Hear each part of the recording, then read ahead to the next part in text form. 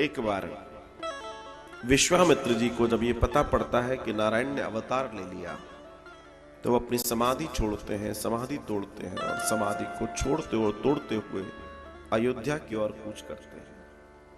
हजारों उनके साथ उनके शिष्य हैं और सबके साथ आनंद लेते हुए वो बढ़ रहे हैं। और बढ़ते हुए उन्होंने बड़े आनंद के साथ अयोध्या के राजमहल की ओर कूच किया और वहां कूच करके उन्होंने राजा दशरथ को आशीर्वाद दिया।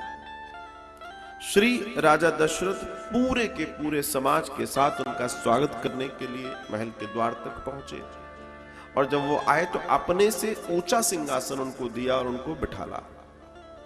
भगवान राम, भगवान के तीनों भाई आनंद के साथ खेल रहे हैं कहीं कि श्री दशरथ जी ने उनको बुलवाया। आज दशरथ जी थोड़े चिंतित हैं, घबराए हुए हैं। इनके चिंतित होने का और घबराने का एक सबसे बड़ा कारण क्या है कि विश्वामित्र जब आए हैं, इसके पहले विश्वामित्र इसी वंश में आए थे और वो वंश में उस समय के वर्तमान राजा थे अयोध्या में हरिश्चंद्र। और हरिश्चंद्र के साथ कितनी बड़ी परीक्षा विश्वामित्र जी ने ली ये दुनिया जानती है। तब श्री हरिश्चंद्र की कहानी उनको याद आई, वो घटना उनको याद आई और उस घटना से वो इतना डर गए कि उस समय इनके द्वारा इतना महान कार्य हुआ था कि बहुत बुरी स्थिति हो गई थी, इतनी बड़ी परीक्षा इन्होंने ली थी। और इस बार भी मेरे बेटे का नाम सिर्फ राम नहीं है, रामचंद्र है। बताते हैं कि सूर्यवंश में इस कुल में राजा हरिश्चंद्र के बाद किसी के जीवन में नाम के बाद चंद्र लगा ही नहीं था। इस बार चंद्र लगा, वो भी चंद्रमा की उपस्थिति जब भगवान के सामने रोते हुए के साथ सूर्यवंश में आए हो, हमारा तो नंबर ही नहीं आ रहा। मैं कई समय से खड़ा हूं आपके दर्शन को प्राप्त करने के लिए। भगवान ने कहा चिंता ना करो, एक समय वो भी आएगा जब मैं तुम्हारे लिए तुम्हारे समय में प्रकट होऊंगा। चंद्र ने कहा कि तब तक मैं इंतजार नहीं कर सकता, आप मुझ पर कृपा कर दीजिए। तब उस पर कृपा करके भगवान ने कहा कि ठीक है, फिर हम अपने नाम के साथ तुम्हें जोड़ देते हैं। उस पर चंद्र खुश हो गए और आज यही चंद्र, राम जी के पीछे लगा हुआ चंद्र, आज ऐसे ऐसे कंपायमान कर दे रहा है दशरथ को। चौथे पन में ये दर्शन बच्चों का हुआ और अब ऐसी स्थिति में पुनः आए, बिठाला उन्हें, राम जी को बुलाया, बेटा जल्दी आओ। राम जी आए, दंडवत करवाया, राम जी बैठ गए। भरत जी आए, दंडवत कराया, भरत जी बैठ गए। शत्रुघ्न आए, दंडवत कराया, शत्रुघ्न जी बैठ गए। लक्ष्मण जी आए, दंडवत कराया, लक्ष्मण जी बैठ गए। श्री विश्वामित्र कहते हैं कि मुझे तुम्हारे बेटे चाहिए। लो, जिस बात का डर था वही हो गया। अब तो दशरथ जी के आंसू आ गए, द्रवित हो गए और वशिष्ठ जी की ओर निगाह करके देखने लगे। मानस में तो बड़ा बड़ा करुणामय दर्शन है इसका, और रोए जाए, बस क्या करूं, मैं नहीं दे सकता, मैं नहीं दे सकता करके करने लगे। तब श्री वशिष्ठ जी ने अंत में समझाया, हे दशरथ, तुम्हारे ये पुत्र काय से पैदा हुए? बोला, यज्ञ से। किसकी रक्षा के लिए जा रहे हैं? यज्ञ की। तो फिर तुम्हें इसमें सोचने का, इतना विचार करने का क्यों? बोला, गुरुवर, विश्वामित्र जी कहे तो मैं पूरा राज्य दे दूं, पूरी संपदा दे दूं। पिछली बार तो इन्होंने स्वप्न में आकर मांगा था, मैं आज साक्षात कह रहा हूं विश्वामित्र को मैं सब दे सकता हूं। और अगर आप कहें तो मैं स्वयं जाने को तैयार हूं उन राक्षसों से लड़ने के लिए, उनका संहार करने के लिए, उनको मारने के लिए। साहब, इतना सुना तो विश्वामित्र ने कहा, हे राजन, असल बात यह है कि इस बार मारना नहीं है। जब तक राम नहीं थे तब तक मारे जाते थे लोग, अब तो राम आ गए हैं तो मारने की चर्चा नहीं होगी, अब तो तारने की चर्चा होगी। मैं इन्हें इसलिए ले जाना चाहता हूं कि भले ही वो दुश्मन है, भले ही वो पाप कर रहे हैं, लेकिन मैं चाहता हूं कि उन पापियों का भी उद्धार हो, भगवान की कृपा हो जाए। मारना नहीं है, तारना है। इसलिए मैं आपसे निवेदन करता हूं कि आप इन्हें मेरे साथ भेज दें। वशिष्ठ जी ने समझाया, श्री दशरथ जी जैसे तैसे माने। और श्री विश्वामित्र के साथ राम जी और लक्ष्मण जी आगे बढ़ते हैं। चले जात मुनि दीन दिखाई, सुनी ताड़िका क्रोध भर आई। एक ही बाण प्राण हर लीना, दीन जानते ही निज पद।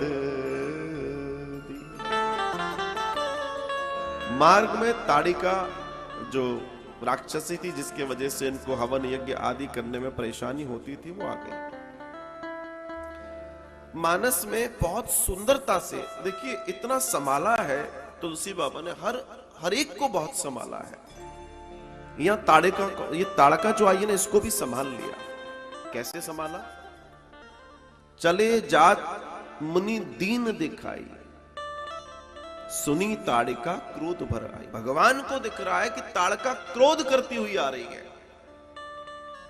भगवान को दिखा रही है मैं ऐसी हूं, मैं क्रोध कर रही हूं, मैं जो भी हूं। वो जिस रूप में थी, जैसी थी, उस स्थिति में भगवान की ओर आ रही है। ये ताड़का का दर्शन है। और भगवान इससे रीझ गए। सोचिए, राम जी की कृपा देखिए, भगवान इससे ही रीझ गए। क्यों? क्योंकि उन्हें मालूम है कि जो व्यक्ति जिस स्थिति में है, उस स्थिति में अगर वो मेरी शरण में आता है तो मैं प्रसन्न होता हूं। आज भगवान के मंदिर में व्यक्ति जाता है, भगवान को जो वो दिखाना चाहता है, असल में वो वैसा 99% नहीं होता।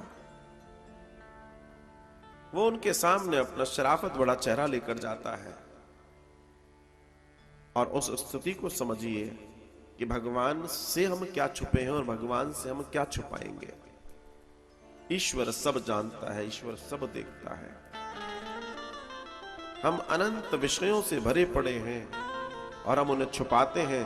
और ताड़का ने अच्छा काम ये किया, वो जैसी थी वैसी थी। क्रोध था, वो पीछे से नहीं आई, वो दाएं से नहीं आई, वो बाएं से नहीं आई, वो सीधे सामने से आई। और कैसे आई? दीन दिखाई, भगवान को दिखाई दी है, अर्थात भगवान के सामने से आ रही है। आगे पीछे आए बाएं दाएं से नहीं आ रही, सीधे सामने से आ रही है। हमें भी ईश्वर के निकट सामने से आना है, as it is, first form में हमको सामने भगवान को अपने आप को प्रेजेंट कर देना है। सर्व धर्मान परिजित्यम मामेकम शरणम व्रज, भगवान गीता में भी कह रहे हैं। तुम जैसे हो, जिस स्थिति में हो, विषय से भरे हो, पाप से भरे हो, ग्लानि से भरे हो, क्रोध से भरे हो, जिससे भरे हो, ठीक है ना, आओ मेरे करीब आ जाओ। मैं तुम्हें पाप मुक्त कर दूंगा, मैं तुम्हारे जीवन का कल्याण कर दूंगा। श्योरिटी दे रहे हैं नारायण, साक्षात अपने मुख से श्योरिटी दे रहे हैं। कोई दे सकता है पूरी दुनिया में? आप अच्छे हो, पूरी दुनिया आपको पूछेगी। आप अच्छे हो, दुनिया कहेगी ये मेरे रिश्तेदार हैं, ये मेरे भाई हैं, ये मेरे सो एंड सो हैं, ये मेरे मित्र हैं। आप बुरे हो जाओ, आपके अपने भी कहेंगे हम इनको जानते ही नहीं,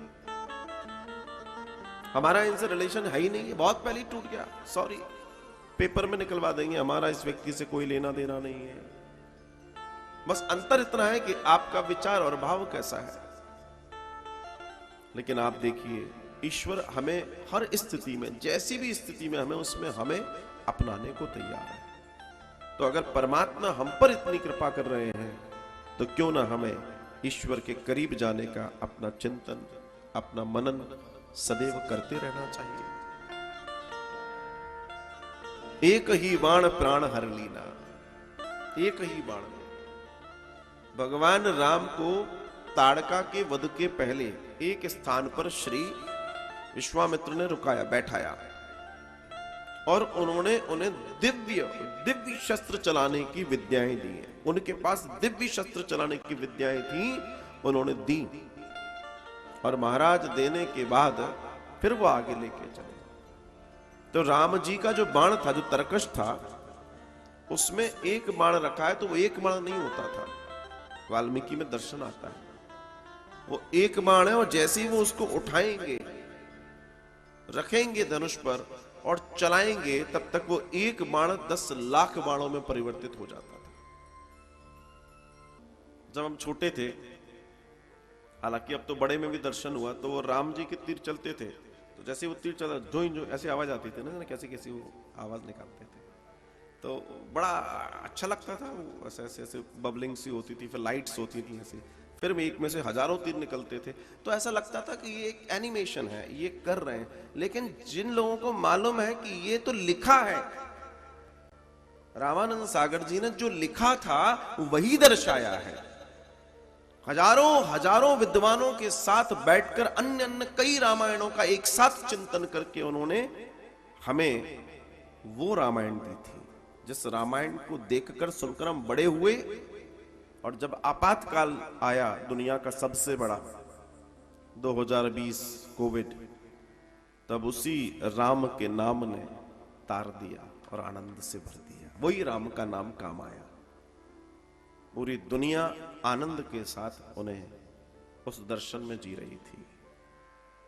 ये हमारी फिलॉसफी है, ये है भारत की वो संस्कृति, वो सभ्यता जिसको जीवित रखना कितना आनंद था।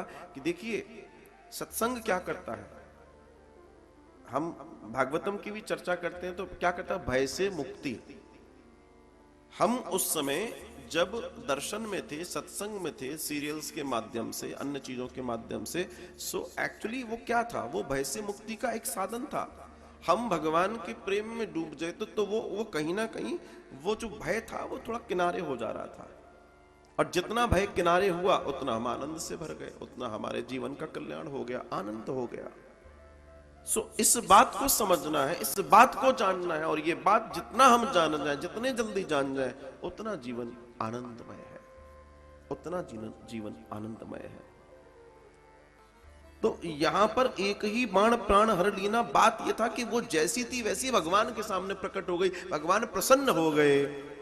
तो भगवान ने कहा इसको ज्यादा दुख ना दिया जाए, तो एक बाण निकाला और उन्होंने एक ही बाण उसके शरीर में दिया और निज पद दे दिया, अपना पद दे दिया। सोचिए, भगवान ने कृष्णावतार में भी जो पहला वध किया, 6 दिन की आयु में किया था, वो पूतना का किया था, और उसे भी अपना पद दिया था। क्यों? वो भी राक्षसी थी, लेकिन वो मां बनकर आई थी। भगवान अपना धर्म निभाना नहीं भूलते, मनुष्य अपने धर्म निभाना भूल जाता है। ईश्वर प्रत्येक सिद्धांत का पूर्ण पालन करता है, पूर्ण पालन करता है। हम सब जानते हैं पृथ्वी ऐसे खड़ी हुई है, इस तरीके से झुकी हुई है। अगर वो एक अक्षांश भी थोड़ी सी प्ले कर जाए तो पूरा का पूरा पृथ्वी पर बर्फ आ जाएगी या पानी सूख जाएगा, नीचे हो जाएगा, सब जानते हैं। लेकिन सिद्धांत देखिए आप, कभी ऐसा होता है? उस परमात्मा की प्रत्येक सिद्धांत का अपनी जो उसकी साइंस है वो एज इट इज काम कर रही है।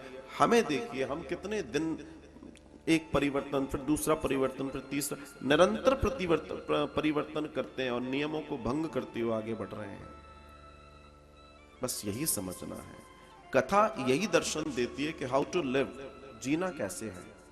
और जिस दिन हम ये जान गए, उस दिन कुछ जानने की जरूरत नहीं है। अगर तुम सही जीना सीख गए तो फिर सारे काम सही होंगे, फिर क्या दिक्कत है। तो यही दर्शन है।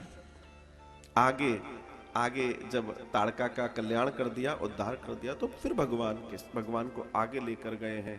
और एक निर्जन सा आश्रम, एक आश्रम तो मिला पर निर्जन है, कोई है नहीं वहां, कोई पशु नहीं, कोई पक्षी नहीं, कोई किलकारियां नहीं, कोई चहचाहट नहीं, कोई चिड़ियों की गुंजा नहीं, कोई हिरण नहीं, कोई बुलबुल नहीं, कोई चिड़िया नहीं, कोई मोर नहीं, कोई पपीहा नहीं। और ऐसे ऐसे निर्जन स्थान पर एक सुंदर सा आश्रम, लेकिन वहां कोई नहीं। राम जी बड़े प्रेम के साथ, लक्ष्मण जी बड़े प्रेम के साथ चल रहे हैं, आगे आगे गुरु जी हैं। गुरु जी के पैर धीमे धीमे रुकने लगते हैं, राम जी के भी रुकने लगते हैं, लक्ष्मण जी के भी रुकने लगते हैं। गुरु जी रुक जाते हैं, राम जी भी रुक जाते हैं, लक्ष्मण जी भी रुक जाते हैं। तब गुरुवर कहते हैं, बेटा ये जगह देख रहे हो, राम जी तुरंत कहते हैं मैं देख रहा हूं, बड़ा आश्चर्य में, इतने सुंदर आश्रम कोई दिखता क्यों नहीं है, कोई पक्षी नहीं, कोई कुछ नहीं, कोई कुछ नहीं। तब राम जी कहते हैं रुकिए गुरुवर, ऐसा लग रहा है जैसे कोई दुखी दुखी स्वर है, यहां कोई गुंजा है, कोई ऐसा मुझे एहसास होता है, कोई कोई सांसें ले रहा है यहां। तब श्री विश्वामित्र कहते हैं हे राम, गौतम नारी श्राप बस उपल देह धरी धी, चरण कमल रज चाहती, कृपा करो रघुबीर। अब देखिए दर्शन कितना सुंदर है। जब विश्वामित्र जी दशरथ जी से उनके पुत्रों को लेने गए, तब दशरथ जी कह रहे हैं कृपा करिए लेकिन मेरे बेटों को मत आप ले जाएं। दशरथ जी हाथ जोड़ के खड़े हैं विश्वामित्र जी के पास, और आज यही विश्वामित्र श्री राम जी से कह रहे हैं कृपा करहु रघुवीर, क्योंकि ये जानते हैं कि ये कौन है। आप कृपा कर दीजिए, आपसे निवेदन है। क्या कृपा कर दीजिए? चरण कमल रज चाहती, ये आपके चरण कमलों की रज चाहती है, धूली चाहती है। क्यों चाहती है? गौतम नारी श्राप बस, इसको श्राप मिला है। किसका? अपने पति का। ये शिला बन गई है, ये देखो इसी की तो सिसकियां आ रही हैं। राम जी देख रहे हैं पत्थर सिसक रहा है। तब श्री राम जी ने कहा लेकिन मैं ये कार्य नहीं कर सकता गुरुदेव, क्षमा कीजिए, मैं आपकी आज्ञा का उल्लंघन कर रहा हूं, पर ये ऋषि पत्नी है, ये ब्राह्मणी है, मैं इन्हें अपने चरण नहीं लगा सकता, ये तो गलती हो जाएगी, ये तो ब्रह्महत्या हो जाएगी। तब राम जी ने स्पष्ट मना कर दिया। तब दर्शन आता है कि श्री विश्वामित्र जी ने उनके चरणों की रज लेकर शिला पर डाली है। राम जी ने तो साफ मना कर दिया, ये तो मेरे यहां हो ही नहीं सकता। और वो सामने प्रकट हो गई, और प्रकट होकर देखा तो सामने एक सुंदर नारी, एक ऋषि पत्नी, एक ब्राह्मणी, एक तपस्विनी। देखा जैसे ही प्रणाम करती है श्री राम को, राम प्रसन्न होकर आशीर्वाद देते हैं तुम्हें तुम्हारे पति का लोक मिले। आनंद से भर गई और भगवान के चरणों में स्तुति करती हुई, बड़ी सुंदर स्तुति उसने की है, और स्तुति करके भगवान से कहने लगी कि हे भगवान, आपके दर्शन हुए मुझे, उस समय मुझे लगा था कि मेरे पति ने मुझे श्राप दे दिया, मैं शिला बन गई, लेकिन वो श्राप नहीं था, वो तो आशीर्वाद बन गया। अगर वो मुझे इस तरीके से नहीं करते तो आज मैं आपके दर्शन नहीं कर पाती। क्या दर्शन है! एक जगह श्राप मिलता है तो किसी स्त्री को भगवान दर्शन देते हैं और वो शिला से स्त्री बन जाती है, और एक जगह गुरुजी कह गए कि राम आएंगे, चिंता मत कर, तेरा कल्याण हो जाएगा, और राम आते हैं। और कई वर्षों तक वो भीलनी इंतजार करती रहती है कि राम आएंगे, राम आएंगे, राम आएंगे, सिर्फ इस बात को मानकर गुरुजी ने बोला है। अगर गुरु ने बोला है तो राम जरूर आएंगे, इसमें कोई संशय बचा ही नहीं था। और यही बात समझने की है। मात पिता और गुरु की बानी, बिनहि विचार करहूं शुभ जान।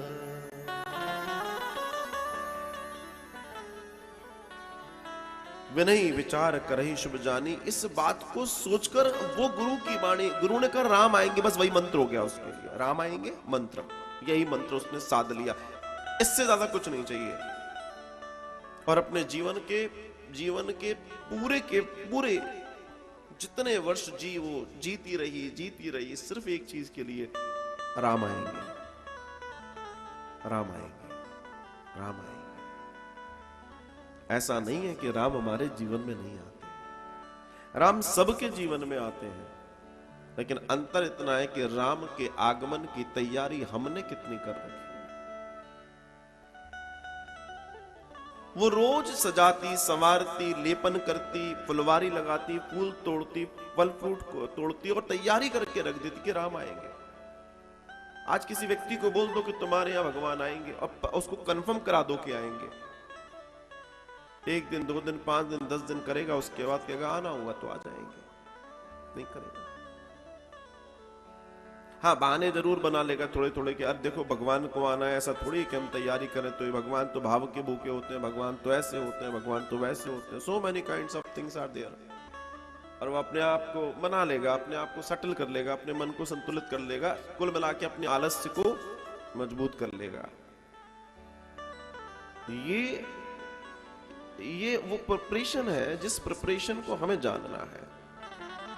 दुनिया में कोई भी कार्य, कोई भी अवस्था को जीतने का एक ही कारण है कि आपकी प्रिपरेशन कैसी है, क्या वो 100% है। अगर कोई भी कार्य की प्रिपरेशन 100% है तो दुनिया में कोई उस कार्य को आपसे नहीं छीन सकता, अर्थात वो कार्य ना हो ऐसा हो ही नहीं सकता। राम आएंगे, हमारे भी जीवन में राम आएंगे अगर हम अपने मन के दरवाजे सदा खुले रखें।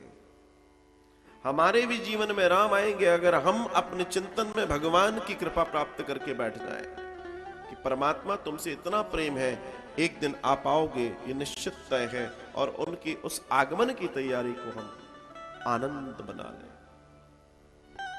तब तो जीवन है।